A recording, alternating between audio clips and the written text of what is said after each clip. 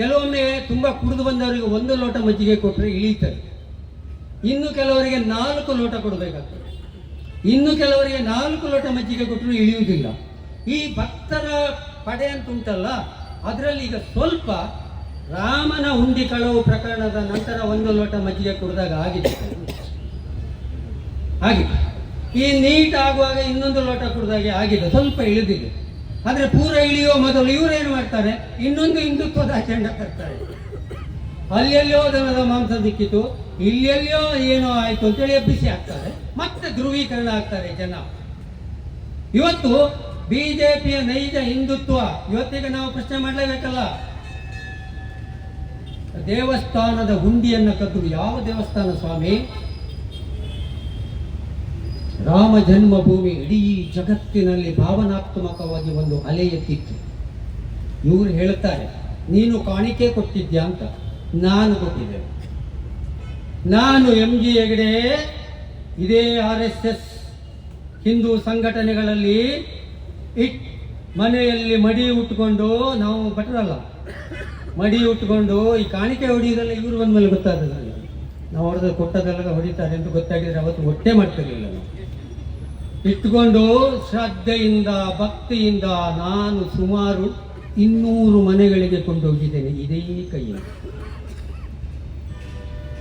ಜಾಗಟೆ ಹೊಡೆಯುವುದೇನು, ಶಂಖ ಹೊಡೆದದ್ದೇನು, ಮನೆ ಮುಂದೆ ರಂಗವಲ್ಲಿ ಎಷ್ಟೊಂದು ಭಾವನಾತ್ಮಕವಾಗಿ ಮುಖ್ಯ ಜನರು ಅದನ್ನು ಸ್ವಾಗತ ಮಾಡಿ. ಅದರಲ್ಲಿ ಕಾಂಗ್ರೆಸ್ BJP ಏನು ರಾಮಭಕ್ತಿ, ಯಾವ ರಾಮನ ಆದರ್ಶವನ್ನು ಇವರು ಜಗತ್ತಿಗೆ ತಮ್ಮ ಸಾಂಸ್ಕೃತಿಕ ಭಾಗವಾಗಿ ಪಾಠ ಮಾಡ್ತಾರೋ ಅಂತಹ ರಾಮನ ದೇಗುಲದಲ್ಲಿ ಕಾವಲು ಕಾಯಲಿಕ್ಕೆ ಆಗೋದಿಲ್ಲ ಅಂತಾದ್ರೆ ಇವ ಇಂಥದ ದೇಶದ ಚೌಕಿದಾರ ಅಂತೇವೆ. ಏನು ಸ್ಟೇಟಸ್ಗೆ ಹಾಕೊಂಡು ನಾನು ಇಂಥ ಮೈಹೂ ಚೌಕಿದಾರ್ ಅಷ್ಟು ಪುಚ್ಛ ಭಾವದಲ್ಲಿ ಇಡೀ ಜಗತ್ತಿನಿಂದ ಜನ ದೇಣಿಗೆ ಕೊಟ್ಟರು. ಕಾಣಿಕೆ ಕೊಟ್ಟವರು ಮಾತ್ರ ಕೇಳಬೇಕಂತೆ. ಕಾಣಿಕೆ ಕೊಟ್ಟವರೇ ಬಂದು ಕೇಳುತ್ತೇವೆ, ಉತ್ತರ ಕೊಡಿ ನೋಡುವ. ಬರೀ ಇದನ್ನೊಂದೆಲ್ಲ ಕೇಳುದು ನಾವು. ಅಯೋಧ್ಯೆಯ ಇಟ್ಟಿಗೆಯ ಪೂಜೆಯಲ್ಲಿ ಸಂಗ್ರಹ ಮಾಡಿದ 350ರಿಂದ 400 ಕೋಟಿ ಎಲ್ಲಿಗೆ ಹೋಯ್ತು? ಕೋಟ್ಯಾಂತರ ಮಣ್ಣಿನ ಇಟ್ಟಿಗೆ ಎಲ್ಲಿಗೆ ಹೋಯ್ತು? ಆ ಇಟ್ಟಿಗೆ ಜನ ಶ್ರದ್ಧೆ ಭಯ ಭಕ್ತಿಯಿಂದ ಕೊಟ್ಟಂತ ಬೆಳ್ಳಿ ಬಂಗಾರದ ಇಟ್ಟಿಗೆಗಳು ಯಾರ ಮನೆಯ RSSನ BJPಯ ಮನೆಯ ಗೋಡೆಯನ್ನು ಕಟ್ಟಿದ್ದೀರಿ ಅಂತ ನೀವು ಹೇಳಬೇಕಾಗತ್ತೆ. ಸಂಪೂರ್ಣ ಅದನ್ನು ತೆಗೆದು ನುಂಗಿದಿರಿ. ಅದರ ಶಿಲಾನ್ಯಾಸಕ್ಕೆ ಒಂದು ದಿವಸಕ್ಕೆ 18 ಕೋಟಿ ರೂಪಾಯಿ ಬಿಲ್ ಮಾಡ್ತಾರೆ. ಅಯೋಧ್ಯೆಗೆ ಹೋಗಿ ಉಳಿದುಕೊಂಡ್ರೆ ಹೋಟೆಲ್ನ ಓನರ್ ಕೇಳ್ತಾನೆ, ರೂಮ್ ಬಾಯ್ आपको VIP पास चाहिए क्या? ನೀವು ಹಾ ಅಂತ ಹೇಳಿದ್ರೆ ಸಾಕು, ಅವ ಅಯೋಧ್ಯೆಗೆ ಫೋನ್ ಮಾಡ್ತಾನೆ ದೇವಸ್ಥಾನಕ್ಕೆ, ನಿಮಗೆ 1,000 ರೂಪಾಯಿಗೆ ಒಂದು ಪಾಸ್ ಬರುತ್ತೆ, ಲೆಕ್ಕ ಇಲ್ಲ ಪತ್ರ ಇಲ್ಲ. ಚಂಪತ್ ರಾಯ್ ಒಂದೇ ದಿವಸಕ್ಕೆ 1 ಗಂಟೆಯಲ್ಲಿ 18 ಕೋಟಿ ರೂಪಾಯಿಗೆ ಒಂದು ಜಾಗವನ್ನ ಖರೀದಿ ಮಾಡ್ತಾನೆ.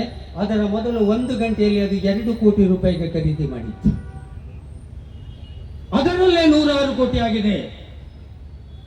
ಹಿಂದೂ ಮತ್ತು ಅಯೋಧ್ಯ ಮತ್ತು ಕಾಶಿ ಕಾರಿಡಾರ್ ಅಂತ ಹೇಳಿ 106 ಹಿಂದೂ ದೇಗುಲಗಳನ್ನು ತೆಗೆದು ಹಳೆಯ ಅದ್ಭುತವಾದಂತ ಐತಿಹಾಸಿಕವಾದಂತ ದೇಗುಲಗಳನ್ನು ನಾಶ ಮಾಡಿದರು. ಯಾಕೆಂತಂದ್ರೆ BJP ಇಸ್ ಎ ಭೂ ಮಾಫಿಯಾ, RSS ಇಸ್ ಎ ಭೂ ಮಾಫಿಯಾ.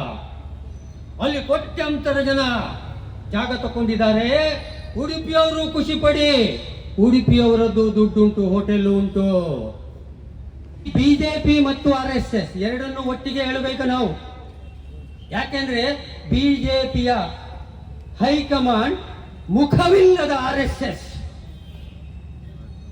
ಅದಕ್ಕೆ ಮುಖ ಇಲ್ಲ, ಯಾಕೆಂದ್ರೆ ಅವರು ನೋಂದಣಿ ಮಾಡಿಕೊಳ್ಳುವುದಿಲ್ಲ, ಪಬ್ಲಿಕ್ಕಿಗೆ ಬರುವುದಿಲ್ಲ. ನಾವು ಯಾಕೆ ಮಾತಾಡ್ತೇವೆ ಅಂತಂದ್ರೆ ಈ ವಿಚಾರಧಾರೆಯನ್ನು ಅಲ್ಲಿ ತುಂಬುತ್ತಾರೆ ಅವರು. ಮೋಹನ್ ಭಾಗವತ್ ಹೇಳಿದಾಗೆ ನಾಗಪುರದ ಕಚೇರಿ ಆಗಿ BJಪಿಯವರು ನಡೆದುಕೊಳ್ಳುವುದು. ನಮಗೆ RSS ಅನ್ನು ಪ್ರಶ್ನಿಸುವ ಹಕ್ಕಿದೆ. ನನಗಂತೂ ಖುಷಿ ಅಂದ್ರೆ ಇತ್ತೀಚಿನ ದಿನಗಳಲ್ಲಿ ಗಟ್ಟಿಯಾಗಿ ಕೇಳಲಿಕ್ಕೆ ನಮಗೂ ಧೈರ್ಯ ಬಂದಿದೆ. ಯಾಕೆಂತಂದ್ರೆ ಇಷ್ಟು ದಿನ ತುಂಬಾ ಜನರಿಗೆ ಕನ್ಫ್ಯೂಸ್ ಇತ್ತು, ನೀವು RSS ಬಗ್ಗೆ ಯಾಕೆ ಮಾತಾಡೋದು ಮಾತ್ರ? ಅರೆ ಸ್ವಾಮಿ, RSS ಈ ದೇಶದ ಸಾಂಸ್ಕೃತಿಕ ರಂಗದಲ್ಲಿ ಕೈಯಾಡಿಸ್ತದೆ. ಈ ದೇಶದ ಶಿಕ್ಷಣ, ಈ ದೇಶದ ಆರ್ಥಿಕ ವ್ಯವಸ್ಥೆ, ಈ ದೇಶದ ವಿಚಾರಧಾರೆಗಳಲ್ಲಿ, ಈ ದೇಶದ ಶಾಲಾ ಪಠ್ಯ ಪುಸ್ತಕಗಳಲ್ಲಿ, ಈ ದೇಶದ ದೇವಸ್ಥಾನಗಳ ಆಡಳಿತ ಮಂಡಳಿಗಳಲ್ಲಿ, ಈ ದೇಶದ ಬೇರೆ ಬೇರೆ ಇಲಾಖೆಗಳಲ್ಲಿ ಅವರು ಬಂದು ಸಟ್ಲ ಹಿಡಿದು ಕೈ ಜೋಡಿಸುವಾಗ ನಾವು ಅವರನ್ನು ಪ್ರಶ್ನೆ ಮಾಡಬಾರ್ದ? ನೀವು ಕೂಡ ಭಾರತದ ಎಲ್ಲ ವ್ಯವಸ್ಥೆಯಲ್ಲಿ ಬಂದು ನಮ್ಮನ್ನ ಕೇಳುವಾಗ ನಾನು ಕೇಳ್ತೇನೆ, ಹೂ ಆರ್ ಯು? ನೀನ್ ಯಾರು? ನಿನ್ನ ನೋಂದಾವಣಿ ಏನು? ನಿನ್ನ ಲೆಕ್ಕಪತ್ರ ಏನು? ನಾವು ಕೇಳ್ತೇವೆ.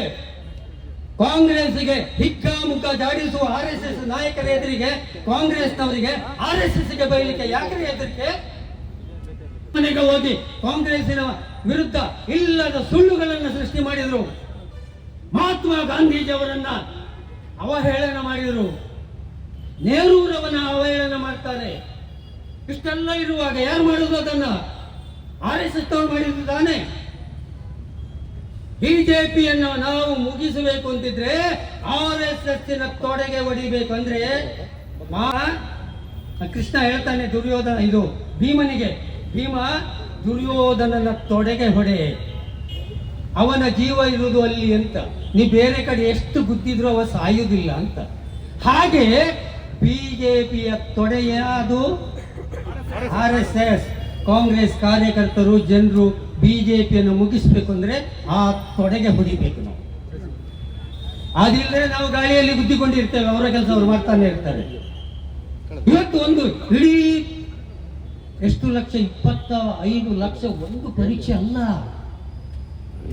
ನೀಟ್ ಮಾತ್ರ ಅಲ್ಲ. ನಿಮ್ಮ ಇದು ಯಾವುದು ಪರೀಕ್ಷಾ ಫಲಿತಾಂಶ ತಡೆ ಹಿಡಿದು CBSE ಇಂದ ಹಿಡಿದು ವಿವಿಧ ರಾಜ್ಯಗಳಲ್ಲಿ ನಡೆದ, ಇತ್ತೀಚೆಗೆ ಬಾಂಬೆಯಲ್ಲಿ ಟೀಚರ್ಸ್ ದಿನ ಎಕ್ಸಾಮ್, ಹರಿಯಾಣದಲ್ಲಿ ಎಲ್ಲದೂ ಲೀಕ್ ಆಗ್ತಾ ಉಂಟಂದ್ರೆ ಏನ್ರಿ ಇದು ಅರ್ಥ? ಆಯ್ತು, ನೀಟಿನ ಎಕ್ಸಾಮ್ ಏನು ಪತ್ರಿಕೆ ಸೋರಿಕೆ ಆಯ್ತಲ್ಲ, ಒಬ್ಬನೇ ಒಬ್ಬ ಅಧಿಕಾರಿಯ ಮೇಲೆ ತನಿಖೆಯೂ ಆಗಲಿಲ್ಲಲ್ಲ ಸ್ವಾಮಿ. ಒಬ್ಬನೇ ಒಬ್ಬ ಅಧಿಕಾರಿಯ ಬಂಧನ ಆಗಲಿಲ್ಲ. ಅದಕ್ಕೆ ಸಂಬಂಧಪಟ್ಟ ಸಿಬ್ಬಂದಿಗಳ ಯಾರು ಇಲ್ವಾ? ಯಾರು ಇಲ್ಲ.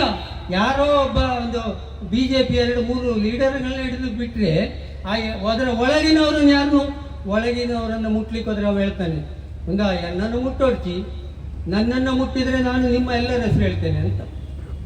ಇದು ಅಯೋಧ್ಯೆಯ ಕಥೆ. ಅಯೋಧ್ಯೆ ಉಂಡಿಯಲ್ಲಿ ಆದದ್ದಷ್ಟೇ. ಅವರು ಈಗ ಸಿಕ್ಕಾಕೊಂಡವ್ರು ಮಾತ್ರ ಒಪ್ಪಿಕೊಳ್ಬೇಕು, ಅವ ಬೇರೆಯವರ ಹೆಸರು ಹೇಳಲಿಕ್ಕಿಲ್ಲ. ಇದು ನೀಟ್ ಪರೀಕ್ಷೆ ಪ್ರಧಾನ ಎಂಥದ್ದು ಮಂಕಿ ಘಾಟ್. ಈ ಮನುಷ್ಯನಿಗೆ ಮನಸ್ಸು ಹೇಳುದುಂಟ, ಹೃದಯ ಹೇಳುದುಂಟ. ಅಲ್ಲರಿ 21 ಜನ ಅಮಾಯಕ ವಿದ್ಯಾರ್ಥಿಗಳು ಆತ್ಮಹತ್ಯೆ ಮಾಡಿಕೊಳ್ತಾರೆ. ನಮ್ಮ ದೇಶದ ಪ್ರಧಾನಿ ಒಂದು ತೊಟ್ಟು ಕಣ್ಣೀರು ಹರಿಸುವುದಿಲ್ಲ ಅಂತ. ಎಂತ ಕ್ರೂರ ಮನಸ್ಸು ಅದು. ಇಲ್ಲಿ ನಿಮ್ಮಲ್ಲಿ ಇರಲಿ ABP ಇಲ್ವಾ? ಇಲ್ಲಿ ಏನು ಜೀವದಲ್ಲಿ ಇಲ್ವಾ? ಮಾತಿಗೆ ಜೆಂಡ ಹಿಡಿತಾರೆ ಅಲ್ಲ, ಅವರಿಗೆ ಕೇಸರಿ ಶಾಲೆ ಹಾಕುವುದೇ ಇಂಪಾರ್ಟೆಂಟ್ ಬಿಡಿ. ABP ಎಲ್ಲಿಗೆ ಹೋದ್ರು ಇಷ್ಟೆಲ್ಲ ಹಗರಣಗಳಾಗ್ತಾ ಉಂಟು. ಶಿಕ್ಷಣ ಇಲಾಖೆಯಲ್ಲಿ ಒಂದೇ ಒಂದು ಪ್ರತಿಭಟನೆ ಇಲ್ಲ. ಯಾಕೆಂದ್ರೆ ಅವರು ಕೂಡ ಅದನ್ನೇ ನಾನು ಹೇಳುದು, ಅವರಿಗೆ ಈ ದೇಶದ ಜನರಿಗೆ ಒಳಿತನ್ನು ಮಾಡುವ ರಾಜಕಾರಣ ಅಲ್ಲ. ಸೈದ್ಧಾಂತಿಕತೆಯ ಹೆಸರಿನಲ್ಲಿ, ಹಿಂದುತ್ವದ ಹೆಸರಿನಲ್ಲಿ ಆಡಳಿತದಲ್ಲಿ ಶಾಶ್ವತ. ಇವತ್ತು ಒಂದು ಇಡೀ ಎಷ್ಟು ಲಕ್ಷ? 25 ಲಕ್ಷ ಒಂದು ಪರೀಕ್ಷೆ ಅಲ್ಲ, ನೀಟ್ ಮಾತ್ರ ಅಲ್ಲ.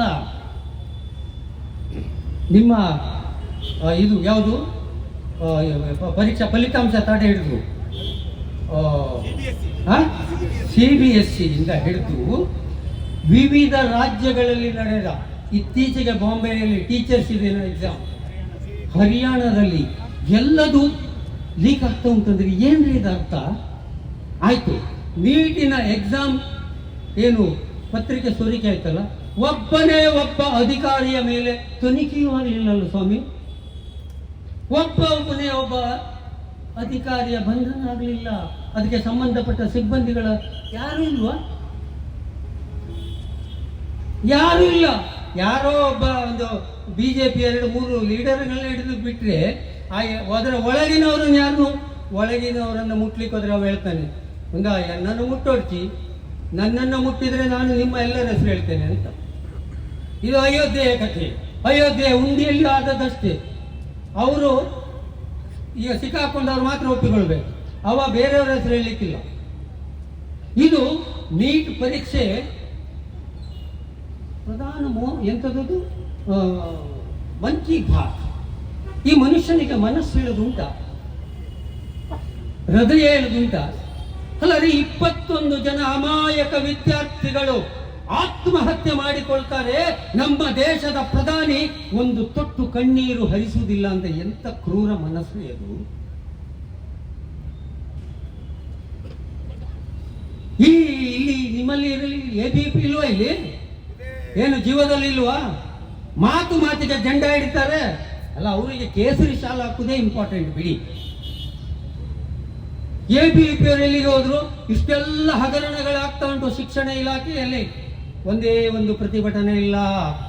ಯಾಕೆಂದ್ರೆ ಅವರು ಕೂಡ ಅದನ್ನೇ ನಾನು ಹೇಳುದು, ಅವರಿಗೆ ಈ ದೇಶದ ಜನರಿಗೆ ಒಳಿತನ್ನು ಮಾಡುವ ರಾಜಕಾರಣ ಅಲ್ಲ. ಸೈದ್ಧಾಂತಿಕತೆಯ ಹೆಸರಿನಲ್ಲಿ, ಹಿಂದುತ್ವದ ಹೆಸರಿನಲ್ಲಿ ಆಡಳಿತದಲ್ಲಿ ಶಾಶ್ವತವಾಗಿ ಕೂತ್ಕೊಳ್ಬೇಕು. ಹಿಂದೂ ಹುಡುಗಿಯನ್ನ ಯಾರು ಮೈ ಮೇಲೆ ಕೈ ಹಾಕಿದ್ರೆ ನಾವು ಹೋಗಿ ತಡೆದ್ರೆ, ನೀನು ಹಿಂದೂ ಅಲ್ಲ, ನಿನ್ನ ಮನೆ ಹುಡುಗಿ ಅಲ್ಲ, ಗಂಡ ಹೆಂಡತಿಗೆ ರೋಡಲ್ಲಿ ಹೊಡಿತಾನೆ, ಇಲ್ಲಿ ಪೊಲೀಸ್ ಇಟ್ಕೊಂಡಿದ್ದಾರೆ, ಅವ್ರು ಹೋಗಿ ಹೇಳಿದ್ರೆ ಅವಳು ನನ್ನ ಹೆಂಡತಿ, ನೀನ್ ಯಾರು ಕೇಳಲಿಕ್ಕದ? ಈಗ ಈ ದೇವಸ್ಥಾನದಲ್ಲಿ ಯಾರೋ ಒಬ್ಬ ಬಂದು ಕದೀತಾ ಇದ್ದಾನೆ, ನಾನು ಬರ್ತೇನೆ, ನಿಲ್ಲಲ್ಲಿ ಅಂತ ಹೇಳಿದ್ರೆ, ನೀನು ಕಾಣಿಕೆ ಹಾಕಿದ್ಯಾವ ಅಂತ ಕೇಳಿದ್ರೆ ಕಳ್ಳ ನನ್ನ ಹತ್ರ. ಅಂದ್ರೆ ಕಾಣಿಕೆ ಹಾಕಿದವರೆಲ್ಲ ಕದಿಬಹುದು ಅಂತನಾ? ಇವರಿಗೆ ಒಂದು ಬೇಸಿಕ್ ಉತ್ತರ ಕೊಡ್ಲಿಕ್ಕೆ ಏನೂ ಇಲ್ಲ. ಇಷ್ಟಕ್ಕೆ ನಿಲ್ಲುವುದಿಲ್ಲ.